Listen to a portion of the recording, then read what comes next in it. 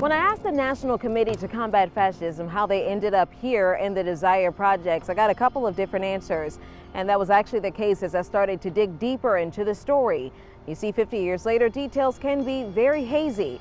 But what we do know is they ended up here on Piety Street in a building above the Sons of Desire Cultural Center.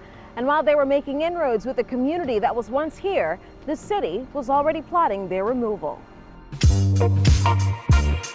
The 60s was a very bad period for the city of New Orleans and in many other states around. While the Panthers were settling into the house on Piety Street, Moon Landrieu was settling into his new role as mayor of New Orleans. Landrieu, a former state rep and councilman at large, was a staunch advocate for integration. He gained a reputation and enemies in his fight to socially and politically usher New Orleans into a new era. They were leaving New Orleans in the 60s. Because of the school integration crisis, it multiplied, so that many whites were leaving the city and going to the suburbs. I believe that the good, well-thinking and sound-thinking Negro people of this state will reject this idea of mixing the races. I believe they will reject it because they realize it is better for their children to go to their own schools and to be taught by people of their own color. Our racial attitudes were stagnant. There was a white dominance in the government, a white dominance in business, a white social dominance. And when I became a councilman, I was determined to try to change that world. This is when I went to jail in the Civil Rights Movement. Robert Tucker caught Landrieu's attention before his race for mayor. As Tucker recalls, his first encounter or non-encounter with Landrieu was during a march to City Hall in 1968 after the assassination of Dr. Martin Luther King Jr. And as the march was leaving to proceed on back to the Urban League office, there was a fellow standing in the breezeway between City Hall and Civil District Court. And I later learned it was Moon Landrieu. He didn't speak, didn't say anything, he just watched.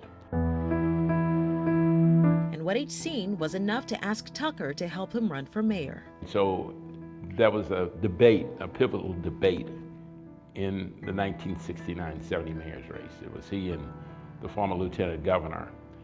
And the question was raised by the moderator, would you be willing to hire black people elected? His opponent said he would hire qualified people, and qualified was obviously a code word for whites. Moon didn't draw a breath and said yes.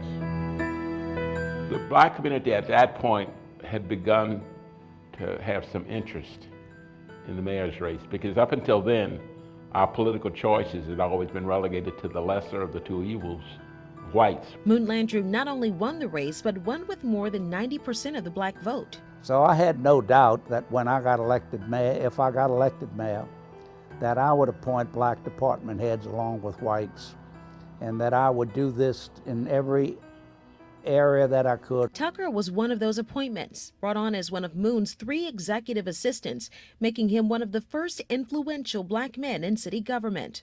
The political landscape was changing. And at the same time, you had black militants. There were riots taking place all over the United States. We didn't have one here. But then the Panthers came here, and they were a very militant group. What did you know about them at that time? I just knew them to be a very militant, aggressive group of blacks who were seeking, I don't know what the ultimate goal was. Maybe it was separation, I don't know. But it certainly was against racial injustice. It would be one of the first major challenges for the Landrieu administration. Black revolutionaries were under fire. By 1970, Black Panther chapters across America were in shootouts with police, were arrested and jailed on a number of charges, and had developed, at least among whites, a reputation for violence. With that in mind, city government and police officials were quickly on alert. I could not accommodate what they were trying to do here. But the New Orleans chapter hadn't threatened any violence up until that point. Instead, they did the opposite while in the Desire Projects. So the first thing is how to restore hope. How to make people believe that, hey, you ain't gonna just have to take the abuse and oppression of racism all your life and then die. They worked out of the community center and closely with the center's director, Johnny Jackson, to operate the Panther feeding program. Because a child cannot really go to school and learn anything if they're sitting in the classroom hungry. Well, we didn't go around tearing big guns. No, we did party work, clinic work, sickle cell anemia. Yeah, we did. That's where they don't highlight that. They highlight just the confrontation, which was they did the confrontation, not us. All right, we bus people to the prisons. Yeah. We bus them to the polls for election when Johnny was running. Yeah, registered. And you know, we went in the neighborhood. We went and made groceries on buses for people in the community that weren't able to go, like the seniors and stuff. We went clean their houses. We helped them out. What we did was a sacrifice of love. We gave of ourselves. We didn't know what we were doing. We just saw a need and we jumped in. Although they were painting us like a villain, internal threat, but we was the best thing the community ever had. In 1970, the Panthers and the city government described Desire as undesirable. It's one of the most down and deprived areas where African Americans was at. They really needed our assistance that we could give them. Deplorable. I mean, the murder rate, everything. When we got back down there, we brought the crime rate, the murder rate down because we started running the big time though, us out of there. We went through Desire, and anybody who lived through that period can attest to this. The safest time in their history of being in that project was when we was there. Bob Tucker was also concerned with Desire's crime rate and conditions. I just been hearing a lot about it in the streets. High crime, crime-ridden. Nothing about the Panthers at that point, but just a poorly constructed housing development. And I got curious about it and embedded in Desire after I met a guy named Henry Fagan, who's deceased, but God bless his soul, just was the mayor of Desire. And so he helped me to understand what and how bad it was in that project. Tucker did a study on the large community and reported back to the mayor. Desire housing projects were built in 1956 to house large black families. That same year, a tenants association told the Associated Press the Desire was unsafe for human habitation, calling the project a real scandal and a blight on public housing in New Orleans. Even before Desire opened itself to tenants, the infrastructure was crumbling. Now, the Desire project was a mistake from the start. It was built on a dump. It was poorly constructed. The place constantly flooded, and it was just too large. There was no cement under the floors of the structures, so that you were literally walking on soil. Were there any answers as to why it was built that way? Well, it was built that way because that was the intent. It was a black development, and so Desire was built in a swamp, and on a dump. So it was destined for failure, but because there was no other housing at that point in that area for blacks, it became occupied. In 1971, the late Johnny Jackson told the Times-Picayune 12,000 people lived in Desire, and about 8,000 of them were under the age of 18. Geographically cut off from the rest of the city, Desire residents sat isolated in the Ninth Ward. So you would understand why the Panthers would be such a force in a community that was so overpopulated and underserved. It followed a common theme with the Panthers. Chapters across the country set up in neighborhoods just like Desire.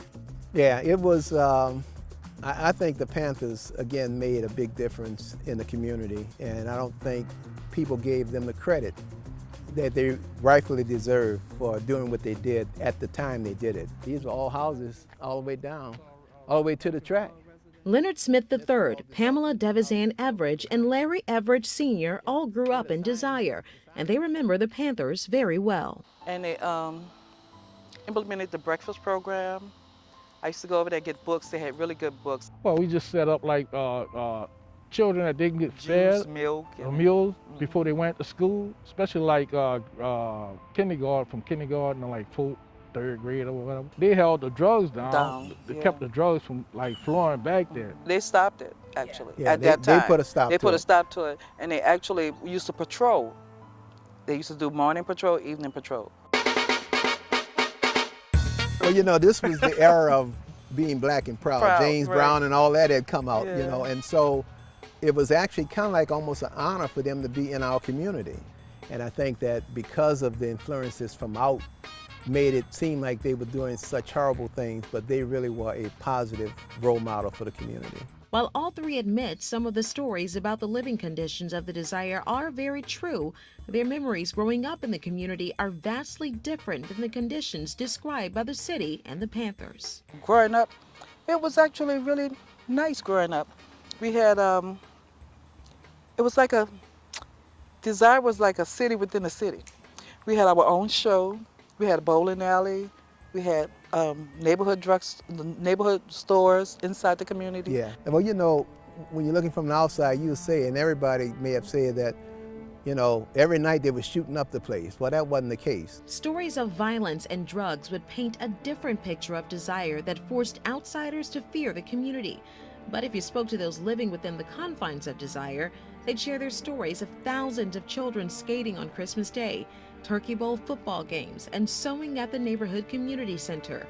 Desire residents were playing the best game they could with the cards they were dealt. Leonard talks about this in his award-winning documentary, A Place Called Desire. They had about 5 or 6 stores. It was black-owned stores. Black-owned stores. Yeah, they had entrepreneurs in the community. When my parents came in, it was a lot of parents, like husband and wives. So we had like a lot of things that kept like young people like active in their mind, you know, like keep occupied and stuff. Then we made our own activities, you know, because the city was kind of looked the other way when it came time the stuff that that community needed. So when the city wasn't necessarily taking care of Desire, basically Desire the was taking residents. care of Look Desire. out for Desire, take care of Desire. Look out for yourself. Still to come on the story behind the standoff. Well, they wanted us out. They wanted us out. When they cut the line, you just hit it one big bang. Boom! Roll them up on them. And from there, 30 minutes later, it was us and them, a rat-a-tat-tat, shooting at us, shooting at them.